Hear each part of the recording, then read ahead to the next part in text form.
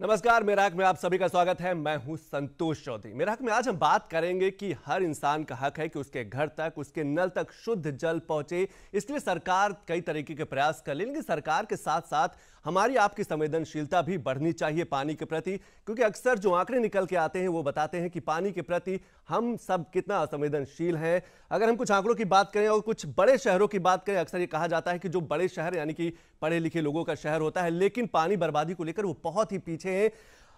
दिल्ली, मुंबई जैसे और बेंगलोर जैसे बड़े शहरों की बात करें तो लगभग 60% पानी सिर्फ उनकी गाड़ियों के धुलने में बर्बाद हो जाता है। ये कुछ आंकड़े निकल के आए हैं। इसके साथ साथ घर का जो पानी है, घर में जो प्रयोग में लाने वाला पानी, वो भी बहुत बर्बाद होता है। तो आज इसी विषय पर बात करेंगे कि सरकार की तरफ से जो योजनाएं चलाई जा रही हैं जल को लेकर, वो आम इंसान तक कैसे पहुंचेंगे और अगर पानी के प्रति कैसे हम संवेदनशीलता बढ़ा सकते हैं, कैसे लोगों को जागरूक कर सकते हैं, वो चाहे सामाजिक संगठनों के माध्यम से, वो चाहे शिक्षा के माध्यम से। तो आज इसी विषय पर बात करने के लिए हमारे साथ दो बहुत ही खास मेहमान हैं, उनका हम परिचय करा दें। हमारे साथ हैं अविनाश मिश्रा जी, हैं सलाहकार हैं नीति आयोग में और जल के क्षेत्र को लेकर काफी काम करते रहते हैं। इसके साथ साथ हमारे जो दूसरे मेहमान हैं हीरालाल जी हैं, कुआं तालाब जियाओ अभियान के संयोजक हैं और वरिष्ठ प्रशासनिक अधिकारी भी हैं। सबसे पहले शुरुआत अविनाश जी मैं आपसे ही करना चाहूंगा कि शुद्ध जल हर घर तक पहुंचे, इसको लेकर सरकार कई तरीके से प्रयास कर रही है। लगभग 7 करोड़ परिवारों तक, घरों तक इस योजना के तहत पाइपलाइन के माध्यम से ये योजना पहुंच भी चुकी है। लेकिन आपको लगता है कि अभी भी वो मानसिकता बदलने की जरूरत है, जो पानी के प्रति लोग इतने असंवेदनशील है, पानी के प्रति प्रेम नहीं है? आपका कहना बिल्कुल ठीक है और मैं आपको धन्यवाद देना चाहूंगा कि आपने बहुत सही समय पर इस चर्चा का आयोजन किया जी। क्योंकि देखिए कि हमारी जो संवेदनशीलता है पानी के को लेके वो बहुत ही कम है, बहुत कम है। हमारा ये सोच है कि कहीं ना कहीं ये तो भगवान से दिया हुआ नेचुरल रिसोर्स है, इसको मैं जैसा चाहूँ वैसे उपयोग करूंगा, जबकि ऐसा नहीं है। हमारी पॉपुलेशन को देखें, हमारी जो कृषि के संसाधनों को देखें और बाकी की उन्नति के जो भी प्रयास हैं हमारे सर्विस सेक्टर के या इंडस्ट्री के लिए, उन सब में पानी की आवश्यकता है। और ये आवश्यकता अगर हम देखें तो आज हम 90% जल सिर्फ कृषि के क्षेत्र में उपयोग कर रहे हैं और हम संपूर्ण मात्रा में जल इवन पीने के लिए भी जुटा नहीं पा रहे जी। उसका एक बड़ा कारण है कि अगर आप दिल्ली का ही देखें, दिल्ली मेट्रो सिटी का देखें, तो यहाँ पर जो स्पीड जिसको कहेंगे कि थोड़ा सा पानी की जो मात्रा होना चाहिए वो 150 litre per capita per day होना चाहिए, लेकिन संगम विहार वगैरह का जो एरिया है वहाँ ये 40 to 45 लीटर पर कैपिटा है। जो कैंटोनमेंट का एरिया है, जो सेंट्रल दिल्ली का एरिया है, वहाँ करीब करीब 360 litre per capita per day. उसका कारण है एक तो जल को हमें बहुत दूर तक उसको पंप करना पड़ रहा है और अभी भी हमारे सिस्टम में करीब करीब 60 से 40% जल बर्बाद हो रहा है नेटवर्क में। उसके अलावा जब लोगों के घरों में पानी जाता है तो हम जो 150 litre per capita per day देते हैं वो एक सीमित है कि 55 litre per capita per day आपको नहाने के लिए चाहिए, करीब 15 लीटर आपको, 5 लीटर पीने के लिए चाहिए, 5 लीटर आपको खाना बनाने के लिए चाहिए और वॉशिंग के लिए चाहिए। इन सबको अगर हम देखें तो इसमें कार का वॉशिंग कहीं नहीं है। इसमें अगर आप देखेंगे तो घरों को धोने की कोई गुंजाइश नहीं है। इसमें आप देखेंगे तो लैंडस्केपिंग वगैरह जो हम करते हैं उसकी कहीं कोई गुंजाइश नहीं है। तो ये जो पानी की बहुतायता हम कर रहे हैं कुछ एक जगहों पर, ये निश्चित हम किसी न किसी के अधिकार को हनन करके, बिल्कुल सही कहा आपने कि हम किसी न किसी के अधिकार को हनन कर रहे हैं। हमारे जो दूसरे मेहमान हैं वो भी हमारे साथ जुड़ चुके हैं, हीरालाल जी। हीरालाल जी, गर्मी आते ही हम अक्सर देखते हैं कि पानी की समस्या को लेकर काफी चर्चाएं शुरू हो जाती हैं, लेकिन अगर हम पीछे 8 महीनों की बात करें, जब बारिश के मौसम की बात करें, तो क्या हम ये बता पाएंगे कि हमने कितना जल संरक्षण किया, कितना हम पानी के प्रति अवेयर रहे, जागरूक रहे? गर्मी आते ही एक एक बूंद के लिए संघर्ष शुरू हो जाता है। देखिए, मैं आपसे ये कहना चाहूंगा कि जो पानी की समस्या है वो जनता की समस्या है और पानी की समस्या जनता स्वयं हल करेगी तभी समस्या का समाधान मिलेगा। ये मेरा निजी अनुभव ये कहता है जी। सरकार हो या कोई और संस्था हो, उसकी भूमिका उस समस्या के समाधान में फैसिलिटेटर की है, कोऑर्डिनेटर की है। बिल्कुल। तो जब तक ये जो है मास अवेकनिंग नहीं होगी, जनता जब तक इसमें इन्वॉल्व नहीं होगी, इस समस्या का समाधान नहीं हो सकता। एक बात मेरा ये निजी अनुभव है और ये मेरा निजी मत है। दूसरी बात ये, सरकार तो रातों दिन समस्या के समाधान में लगी हुई है कि किसी को पानी का समस्या ना हो, लेकिन जब जनता इसमें इन्वॉल्व होती है, जनता इसमें सक्रिय भागीदारी निभाती है, तो समस्या हल हो जाती है। और अगर वो सक्रिय भागीदारी नहीं निभाती है तो समस्या बनी रहती है। इसके लिए हमारे पास ऊपर वाला फ्री में डिस्टिल्ड वाटर, प्योर वाटर 4 महीने देता है बरसात में। हमें वो जतन करना है कि हर आदमी अपने वो खेत में, उसके छत में, उसके बाउंड्री में जितना distilled water in the form of संरक्षित कर सके, उसे मिलता है, उसको वो संरक्षित कर ले। और संरक्षित करने में लोगों का ये कहना है कि पैसे वाला बहुत सारा गेम होता है, पैसा ले, कोई पैसा नहीं चाहिए। हम लोगों ने बांदा में ये प्रयोग करके दिखाया है कि बिना पैसे के कैसे वाटर को संरक्षित किया जाए। तो हमें अपने पॉलिसी का पहला स्टेप, हमारे काम का पहला स्टेप ये हो, कैसे जनता के व्यवहार को बदले कि वो पानी बचाने लगे, पानी के बारे में सोचने लगे। बिल्कुल अविनाश जी, जनता के व्यवहार को हम कैसे बदल सकते हैं? आपको लगता है इसमें सामाजिक संगठनों की भूमिका अधिक होनी चाहिए, या फिर जो जिला प्रशासन है वो गांवों तक पहुंचे, लोगों को जागरूक करे, समय समय पर कैंपेन चलाए, ताकि बताया जा सके कि पानी एक बहुत अमूल्य निधि है, इसको हमें बचा के रखना है और हम इसको संरक्षित रखना है? अविनाश जी, हमें कहीं ना कहीं एक अवेयरनेस तो बहुत आवश्यक है। एक तो लोगों के जो मन पटल है उससे, इस चीज से दूर करना है कि ये इंडेफिनिट सोर्स है। ये ऐसा इंडेफिनिट सोर्स नहीं, ये बड़ा लिमिटेड सोर्स है।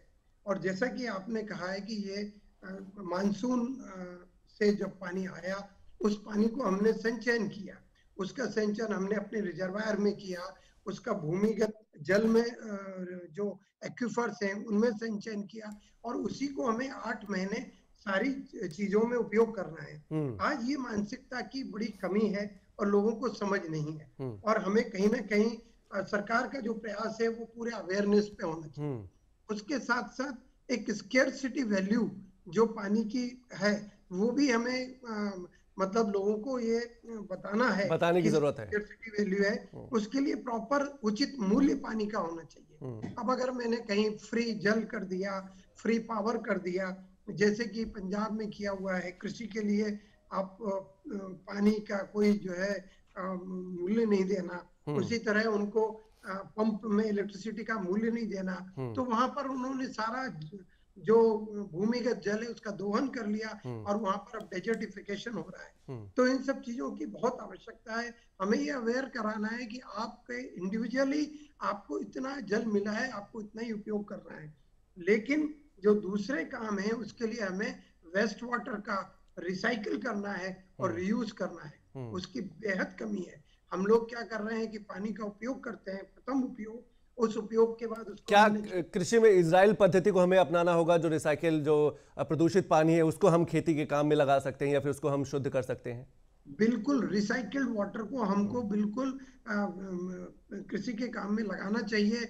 और कृषि के काम में क्यों, इवन हमारे घरों में भी जो वॉशिंग के लिए है और जो फ्लशिंग के लिए है वहाँ हमें रिसाइकिल्ड वाटर यूज करना चाहिए। और डबल पाइप सिस्टम होना चाहिए, हर घर में डबल पाइप सिस्टम होना चाहिए। और अब एक्चुअली बात को समझा जाए तो हम लोग जैसे कि स्केर्सिटी ऑफ वाटर गर्मियों के 6-7 महीने महसूस करते हैं, वो दिन दूर नहीं है जब हम पूरे साल पानी की कमी महसूस करने लगेंगे। बिल्कुल बिल्कुल, आने वाला समय और भी भयावह हो सकता है। भयावह हो सकता है। हीरालाल जी, ये हमारी आप जल के क्षेत्र में तो काम में बाधक है। जी हीरालाल जी, आप जल के क्षेत्र में तो काम करते हैं, आप एक वरिष्ठ प्रशासनिक अधिकारी भी हैं। अगर हम एक सामान्य सी ये बात करें कि किसी व्यक्ति या किसी गांव के लोगों को प्रदूषित पानी मिल रहा है, तो वो जिले में कहां पर शिकायत दर्ज करा सकता है कि उसके यहाँ जो पानी आता है वो प्रदूषित है या फिर पानी की कमी है? कैसे, कौन कौन सी बॉडीज जिले में काम करती है जहां पर एक व्यक्ति जाके अपने लिए शुद्ध पानी के लिए एक आवेदन दे सकता है या गुहार लगा सकता है? देखिए, ये सरकारी तंत्र में जो हमारी सरकारी व्यवस्था है उसमें अगर वो अर्बन बॉडी है, नगर पालिका है, म्युनिसिपल कॉर्पोरेशन है या नगर पंचायत है, तो वो ईओ के पास जाएगा। वो एग्जीक्यूटिव ऑफिसर होते हैं, वो उस समस्या का समाधान करेंगे। अगर देहात और गांव है तो गांव में ये जिम्मेदारी प्रधान और वहां के सचिव को दिया गया है कि अगर नल लगा है या कोई वहां water supply pipe water supply है तो वो प्रधान जी और सचिव साहब जिम्मेदार हैं। जल निगम भी यहाँ काम करता है तो जल निगम से वो का जेई उन लोगों के कांटेक्ट में रहता है। इस तरह से वो अपने समस्या का समाधान कर सकते हैं। बिल्कुल बिल्कुल समस्या का समाधान हो सकता है। आपको थोड़ा सा जागरूक होने की जरूरत है। अविनाश जी, हम देखते हैं कि जो मीठे जल की जब हम बात करते हैं तो झील या फिर मतलब जमीन के नीचे से पानी आता है मीठे जल की जब हम बात करते हैं, लेकिन अक्सर ये भी देखा जाता है कि हम उसी जमीन को बहुत ही प्रदूषित करते हैं। तो आपको लगता है कि हमें इस प्रदूषण को भी रोकना होगा, क्योंकि वही पानी प्रदूषण जमीन के नीचे जाता है और उसी का हम अपने पीने के प्रयोग में करते हैं या फिर खेती के प्रयोग में करते हैं, तो कहीं ना कहीं यहाँ भी बदलाव लाने की जरूरत है। यहाँ पर बदलाव लाने की बहुत आवश्यकता है। आप देखिए कि हो क्या रहा है कि हमने पानी का उपयोग किया और वेस्ट वाटर है वो गांव में भी शहरों में भी, और वो कहीं ना कहीं ज्वाइन करता है नालों के द्वारा। आप दिल्ली में ही देख लीजिए, नालों के द्वारा होते हुए वो यमुना में चला गया और हमारा जो ग्राउंड वाटर है उस एक्यूफर को कंटेमिनेट कर दिया। और वो कंटेमिनेशन इतना ज्यादा हो गया कि अब वो जो भूजल है अब उसका उपयोग नहीं किया जा सकता। जी, तो ये एक प्रदूषण है। दूसरा, अत्यधिक भूजल का दोहन हो रहा है तो जो जमीन की लेयर में जो चट्टाने हैं वहां तक से पानी हम निकाल रहे हैं जो कि प्रदूषित है, जिसमें कि फ्लोराइड आ रहा है, आर्सेनिक आ रहा है, फ्लोराइड एक बड़ी समस्या है। आ रहे हैं, इस तरह की तमाम समस्याएं आ रही हैं। तो हमें बिल्कुल जल के प्रति बहुत ही ज्यादा सचेत और संयत होने की जरूरत है। जल का प्रॉपर मूल्य निर्धारित होना चाहिए और हर आदमी को जल से संबंधित पूरे इवन जो उपयोग की चीजें हैं, अब जैसे फ्लशिंग सिस्टर्न है वो अभी हम लोग 12 लीटर का यूज करते हैं, जबकि ग्लोबली ये 6.5 लीटर का चल रहा है। हम लोग शावर से नहा रहे हैं, वो शावर्स में भी बहुत ज्यादा 2.2 गैलन पानी जाता है 1 मिनट में, जबकि ऐसे भी शावर्स आ रहे हैं जिनमें कि यही पानी आधा यूज होता है। तो हमें इन सब चीजों में अब करने की जरूरत है, स्टैंडर्डाइजेशन की जरूरत है और हमें सबको इस चीज के लिए सचेत और जागरूक करने की जरूरत है। हीरालाल जी, जैसे अविनाश जी कह रहे हैं कि जब हम फ्लश की बात करते हैं या फिर शॉवर से नहाने की बात करते हैं, तो क्या आपको लगता है इस अभियान में जब हम पानी बचाने की बात करते हैं तो कंपनियों को भी जागरूक करने की जरूरत है, कंपनियों को भी बताने की जरूरत है कि भाई 12.5 लीटर अगर जो आप दे रहे हैं, अगर ग्लोबल जो मापदंड है 6.5 लीटर का, तो वही आप इस्तेमाल करें, वही आप बाजार में लॉन्च करें। बिल्कुल ये जागरूक करने की जरूरत है और धीरे धीरे इस दिशा में प्रयास भी हो रहे हैं और काम भी हो रहे हैं। पहले पानी लगातार गिरता रहता था, अब उसको एयर से मिक्स करके वो गाज मतलब ऐसा लगता है कि बबुल जैसे, उसमें क्या होता है एयर ज्यादा होता है और पानी जो है कम होता है। तो वो क्वांटिटी घटाने के लिए, जैसा कि अभी मिश्रा जी कह रहे थे कि वो क्वांटिटी घटाना है, तो इस दिशा में देखिए पानी में हर क्षेत्र में, हर दिशा में, हर डायरेक्शन में काम करने की जरूरत है। और अगर हम लोग इसमें कामयाब हो जाएं तो जो लोगों को सोच में नहीं है, लोग पानी को सोचता है कि ये खाली पीने तक है, जीने तक है, ये हमारी पूरी लाइफ के, हमारी खुशहाली और हरियाली को इफेक्ट करता है। बिल्कुल। पानी बढ़ा तो आपकी अमीरी बढ़ी, पानी घटा तो आपकी अमीरी घटी, और जब अमीरी घटी, आपका इनकम घटा, तो आप परेशान हो जाएंगे, आप क्वालिटी लाइफ नहीं जी पाएंगे। तो पानी के जो होलिस्टिक महत्व है उसके बारे में भी हमें देखना चाहिए कि पानी के कितने फायदे हैं, इसकी सूची हमें बनाना चाहिए। अगर 1000 फायदा, 2000 फायदा, जनता को हम ये बताएं तो कि पानी से केवल ये 5 फायदा नहीं है कि कार की धुलाई कर लो, खेत की सिंचाई कर लो, पानी पी लो, घर की सफाई, केवल 10-12 फायदे मालूम है, जबकि पानी के कई लाखों, बहुत से फायदे, लाख फायदे हैं। तो मेरा ये मानना है कि हमें इसको सूचीबद्ध करना चाहिए और इसका प्रचार करना चाहिए और जनता को बताना चाहिए, जिससे जनता उसके वैल्यू को समझ सके। बिल्कुल। अविनाश जी, जैसे हीरालाल जी कह रहे हैं कि हमें एक सूची बनानी चाहिए कि पानी के क्या क्या फायदे हैं, और जिस तरफ इशारा कर रहे हैं, तो मैं आपसे ये पूछना चाहता हूँ अविनाश जी, क्या पानी की कमी विकास में भी बाधा बनती है? जब पानी की कमी होगी तो क्या डेवलपमेंट भी रुकेंगे, डेवलपमेंट के आगे काम नहीं हो पाएंगे? बिल्कुल। हमने अपने कंपोजिट वाटर मैनेजमेंट इंडेक्स जो नीति आयोग निकालता है, जिसमें जल प्रबंधन में राज्यों का क्या अभी सहयोग है और किस स्तर पर है वो जल प्रबंधन में, उसके लिए हम एक सूची तैयार करते हैं और उसमें उनको बताते हैं कि आप लोग इस स्थान पर हैं।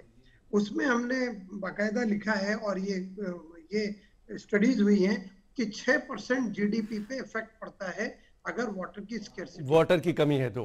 जी। आपको बताएं हम कि 2018 में जो महाराष्ट्र में और तमिलनाडु के कुछ हिस्सों में जो फैक्ट्री के शटडाउन हुए, उसमें 450 करोड़ रुपए एक दिन का लॉस हुआ। इस तरह से इस्पात की फैक्ट्री, जहां पर भी पानी की आवश्यकता होती है, शुगर फैक्ट्रीज और पावर प्लांट, इन सब के शटडाउन करना पड़ा पानी की, सिर्फ पानी की कमी की वजह से। जी बिल्कुल, पानी की कमी की वजह से। बहुत गंभीर और बहुत गंभीर विषय है, चिंता का भी विषय। हीरालाल जी, अगर आप प्रशासनिक अधिकारी भी हैं और जल को लेकर काफी काम करते हैं, अलग अलग जिलों में आपने काम किया है, अतिक्रमण आप कितनी बड़ी समस्या मानते हैं? हमको याद है कि गांव में पहले तालाब हुआ करते थे, कुआं हुआ करते थे, छोटे छोटे पोखर हुआ करते थे, लेकिन अब धीरे धीरे वो गायब हो रहे हैं। उनमें किसी ने पार्किंग बनवा लिया, किसी ने मंदिर बनवा लिया, कोई अतिक्रमण कर रहा है। तो क्या आपको लगता है इसमें भी काम करने की जरूरत, उन्हें फिर से जीवन तो करने की जरूरत है? देखिए, जो अतिक्रमण की समस्या है, होता क्या था, गांव में, गांव का रहने वाला हूं तो मुझे उसकी एक्चुअल हिस्ट्री मालूम। क्या होता था, गांव में पहले घर मिट्टी के बनते थे, तो हुआ क्या, गांव के बगल में ही एक जगह जो सरकार की होती थी, वहीं से लोगों ने मिट्टी निकाला, अपने घर में यूज किया, तो वो एक तालाब बन गया, एक गड्ढा बन गया। ठीक है। और उसका फायदा ये हुआ कि पूरे गांव का पानी उसी गड्ढे में आ गया। और वो चूंकि सरकारी जमीन है, ग्राम समाज का है, तो वो एक तरह से उसका डबल फायदा, मिट्टी से घर बना और गांव का पानी उसमें आ गया, तो ये दोनों का फायदा हुआ। अब जब जनसंख्या बढ़ी, तो चूंकि गांव की आबादी उसी तालाब के किनारे है, तो वो धीरे धीरे अतिक्रमण एक नेचुरल प्रोसेस से हुआ। और ना चाहते हुए जब आदमी पैदा हो गया, गांव में आ गया, तो उसको रहने के लिए मकान तो चाहिए ही। तो हमें ये सोचना चाहिए कि जो ये अतिक्रमण करने के पीछे रीजन है, उसको कैसे हम सॉर्ट आउट करें। अगर हम ये सॉर्ट आउट कर देंगे तो हमारा अतिक्रमण ऑटोमेटिक रुक जाएगा, एक बात। दूसरी बात यह है कि जब मैं बांदा में इस पर काम किया, तो मुझे बहुत लोगों ने कहा अतिक्रमण है, अतिक्रमण है। तो मैंने पहले अतिक्रमण वाले पे काम नहीं किया। गांव में अगर मान लीजिए 10 तालाब हैं, तो 6 पे अतिक्रमण नहीं है, जो इधर उधर है, गांव से थोड़ा दूर है। हाँ, गांव से दूर है, खेतों के बीच में। अगर अगल बगल के खेत वालों ने जोत लिया है, तो आप पैमाइश करके वो छोड़ देते हैं, कोई दिक्कत नहीं होती है। तो पहले मैंने उस पर एक काम किया, और जब उस पर काम किया तो लोगों को ये समझ में आ गया, एक माहौल बना, अतिक्रमण करना लोगों ने छोड़ दिया, और जो गांव में अतिक्रमण किए थे वो बैक जाने लगे। तो हमने बिना किसी फोर्स के एक वातावरण बना करके, और लोग स्वतः ही अतिक्रमण करना छोड़े, और जो अतिक्रमण किए से उसे हटना शुरू किए। तो ये भी एक पॉजिटिव इन्वायरमेंट क्रिएट करके अतिक्रमण हटाया जा सकता है, और ऐसा ही करना चाहिए। क्योंकि गांव में अगर किसी का आप घर गिरा दोगे, अगर वो तालाब पे बना है, तो मतलब ये नियमतः तो ठीक लगता है और होना भी चाहिए, इसमें सुप्रीम कोर्ट तक के आदेश हैं जी। लेकिन जो गरीब आदमी है, जिसको मकान की आवश्यकता है, उसके लिए हमें कोई न कोई व्यवस्था करने की एक चीज और मैं आपसे समझना चाहता हूं, जो बात आप कह रहे हैं, क्या गांव की भागीदारी, गांव के लोगों की साझेदारी को और बढ़ाने की जरूरत है? जैसे गांधी जी का एक ग्राम स्वराज का एक परिकल्पना थी, उनकी कल्पना थी कि गांव के लोग ही समस्याओं को निपटाए, क्या उनकी भागीदारी, उनकी साझेदारी को और बढ़ाने की जरूरत है? देखिए, मैं आपको बता दूं कि गांव की अगर भागीदारी नहीं होगी, गांव की अगर साझेदारी नहीं होगी, तो कोई प्रोग्राम चल ही नहीं सकता। हमने प्राइमरी स्कूल बनाया, हमने हॉस्पिटल बनाया, हमने 80 विभाग है, सबने कई तरह के प्रोग्राम चलाए। उनकी भागीदारी उतना नहीं है जितना होना चाहिए, इसलिए हमारा गवर्नेंस अच्छा नहीं होता है। तभी लोग कहते हैं भाई गवर्नेंस क्यों, उनको पता ही नहीं है। उनकी जब पता नहीं है तो भागीदारी नहीं है। तो मुख्य मुद्दा ही यहां से शुरू होना चाहिए कि उनकी भागीदारी बढ़ाने के लिए कैसे हम उन तक अपनी बात पहुंचाएं, इस पर काम होना चाहिए। मेरा यही अनुभव है कि जो ये टॉप डाउन का कॉन्सेप्ट है, इसको बदल करके बॉटम अप के कॉन्सेप्ट पे काम करना शुरू कर देना चाहिए। अगर हम बॉटम अप पे काम करेंगे तो भागीदारी बढ़ेगी, साझेदारी बढ़ेगी, लोग अपने आप को इन्वॉल्व करेंगे और गवर्नेंस इंप्रूव होगा। ये मेरा निजी अनुभव मुझे सिखाता है, बताता हूं, मैं यही करता हूं। बिल्कुल, नीचे से ऊपर काम करने की जरूरत है, तभी लोग उसमें साझेदारी बनेंगे, उसकी भागीदारी निश्चित निर्धारित होगी। अविनाश जी, अगर हम सुधारों की बात करें तो तो बच्चों की भूमिका कितनी महत्वपूर्ण हो जाती है, क्योंकि आने वाली पीढ़ी है, क्या हम उनके माध्यम से उनको भी जागरूक कर सकते हैं कि वो अभी बच्चे हैं लेकिन उनको हम पानी के प्रति लगाव पैदा कराएं, उनको बताएं कि पानी बहुत एक अमूल्य निधि है, बहुत ही संभल के खर्च करना है, कम से कम बर्बाद नहीं करना है। बच्चे हमारे भविष्य के नागरिक हैं और निश्चित रूप से हमें बच्चों को इस चीज के लिए अवेयरनेस करवाना ही पड़ेगा कि वरना हमारा ये रिसोर्स डिप्लीट हो रहा है, यह रिसोर्स ये एक जगह पर कंसंट्रेट हो रहा है, हमारी फूड की सेल्फ सफिशिएंसी। तो बच्चों को हमें जागरूक करना है, बच्चों को सीमित मात्रा में उसको उपयोग करना है। मैं आपको बताऊं, मैं सिंगापुर में था, मैंने देखा कि जो पानी वहां पर यूज होता है वो एक पानी 7 बार ट्रीट होके 7 टाइम्स यूज होता है, मतलब जिसको बोले कि 7 multiple uses of water. Here is what is happening India में, हम लोग सिंगल यूज ऑफ वाटर करते हैं। एक बार हमने पानी से नहा लिया, वो पानी बह के चला गया, रिवर में गया या कहीं तालाब में गया, उसने वहां कंटेमिनेट किया फ्रेश वाटर को, और उसके बाद नीचे चला गया ग्राउंड में, उसने फ्रेश वाटर को कंटेमिनेट किया। कहीं ना कहीं हमने अगर उस पानी को कैप्चर किया होता, दोबारा ट्रीट किया होता, दोबारा यूज किया होता, रिसाइकिल किया होता, तो ये सब हमको पानी की स्कैर्सिटी भी उतनी ना होती जितनी अब हो रही है, मल्टीपल यूज होता। बिल्कुल। तो कहीं ना कहीं हमें ये अवेयरनेस बच्चों में लाना है, बच्चों में पानी के प्रति जागरूकता लाना है। वो क्योंकि पानी की जरूरत है, हाइजीन के लिए है, हेल्थ स्टैंडर्ड्स के लिए है। हमारे 2 लाख बच्चे प्रतिवर्ष 0 से 5 इयर्स के उम्र के पानी की क्वालिटी की प्रॉब्लम के कारण या वाटर बोर्न डिजीज के कारण मर जाते हैं, प्रभावित होते हैं। 47.7 मिलियन लोग जो है जो पानी के परेशानी के कारण बीमार होते हैं, और हमको 200 मिलियन डेज का में उसका लॉस होता है जो काम करते हैं। अविनाश जी, समय की बहुत कमी है, मैं एक लास्ट कमेंट अपने दूसरे मेहमान हीरालाल जी से मैं आपसे जानना चाहता हूं कि लोग ये भी तर्क देते हैं कि घरेलू खर्च में बहुत कम पानी का प्रतिशत यूज होता है, प्रयोग किया जाता है, लेकिन जो खेती हम कृषि के क्षेत्र में बात करें वहां पर ज्यादा लोग पानी बर्बाद करते हैं। तो आपको लगता है कि किसानों को भी इसमें भागीदारी बनाने की जरूरत, उनको भी समझाने की जरूरत है कि जो ऐसी फसलों का प्रयोग करें जो कम पानी में ही उत्पादित हो जाए? बिल्कुल। किसान तो 90% पानी यूज कर रहा है और 37% वहां उनकी इफिशियंसी है, तो 60% पानी वो बर्बाद कर रहे हैं। तो हमें कहीं ना कहीं जो हमारी पुरानी कृषि की सिंचाई देने की तकनीक है कि ओपन कैनाल से पानी बह रहा है, उनको कहीं ना कहीं बदलने की जरूरत है। बिल्कुल, स्प्रिंकलर, माइक्रो इरिगेशन की आवश्यकता, बिल्कुल माइक्रो इरिगेशन की जरूरत। हीरालाल जी, बहुत संक्षिप्त में आपसे यही सवाल मैं आपसे दोहराना चाहूंगा कि क्या आपको लगता है खेती में भी बदलाव लाने की जरूरत है, ड्रिप इरिगेशन की जरूरत है वहां, क्योंकि पानी बड़ी मात्रा में बर्बाद होता है? बिल्कुल। अभी हमारे कुछ एक साथी हैं, मॉडल गांव का एक प्रोग्राम चला रहे हैं और मैं उसका ऑनरेरी मेंटर हूं, और वो बादा के हम लोगों के काम पे ही आधारित है। तो उसमें हम लोगों का जो मॉडल गांव, उसमें हम लोगों ने 25 पॉइंट का एजेंडा लिया। उसमें सिंचाई एक बहुत बड़ा मुद्दा है, वाटर कंजर्वेशन एक बहुत बड़ा मुद्दा है। उसमें हम लोग यही बात बता रहे हैं कि कैसे पानी को बचाया जाए, कैसे उसकी इफिशियंसी बढ़ाया जाए, और इससे हम लोग जागरूकता पैदा कर रहे हैं। बिल्कुल, बहुत बहुत शुक्रिया। आज हमने बात की कि पानी को हम कैसे बचा सकते हैं, उसके खास तौर से जो सरकारी योजनाएं हैं वो लोगों तक कैसे पहुंच सकती है, उनका फायदा लोग कैसे उठा सकते हैं। इसके साथ साथ हम इस विषय पर भी हम लोगों ने चर्चा की कि लोगों की जो मानसिकता है, पानी के प्रति जो लगाव है, उसको हम कैसे बढ़ा सकते हैं, पानी की बर्बादी को हम कैसे रोक सकते हैं। आप दोनों मेहमानों ने हमारे कार्यक्रम में शिरकत की, इसके लिए बहुत बहुत शुक्रिया।